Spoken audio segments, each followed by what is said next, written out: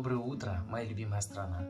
Всем с добрым, прекрасным, хорошим утром. Сегодня хорошее утро у вас, ваших близких и, конечно же, у ваших питомцев. Наша сегодняшняя тема – стеноз трахеи. Стеноз по-другому сужение. Трахея – это трахея. Вот сужение трахеи – это такое заболевание, которое довольно часто вызывает определенные эмоции и беспокойство у вас, у владельцев.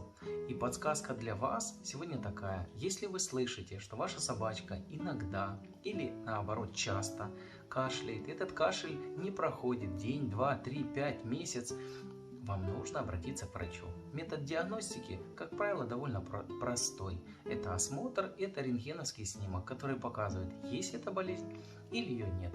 И от этого зависит, какой метод лечения врач выберет. Как правило, эта болезнь на ранних стадиях лечится, и такие животные живут комфортно и долго. Поэтому подсказка для вас сегодня такая. Пользуйтесь и знайте.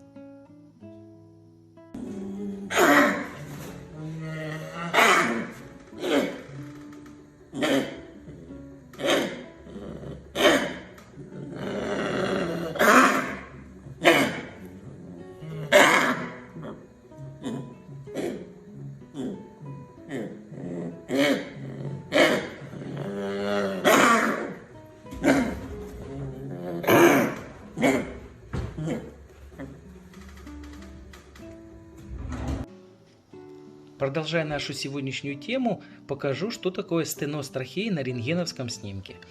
Черная полоска – это трахея. Трахея – это труба, по которой идет воздух от рта до легких.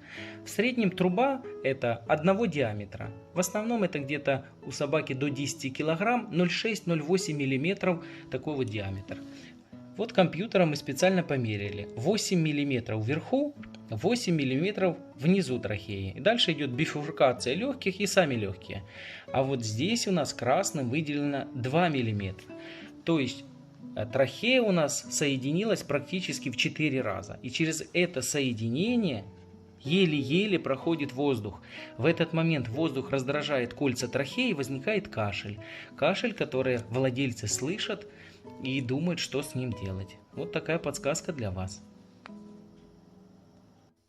Спасибо вам за просмотр наших историй. Будьте здоровы вы, ваши близкие и, конечно же, ваши питомцы. Всех благ и хорошего дня!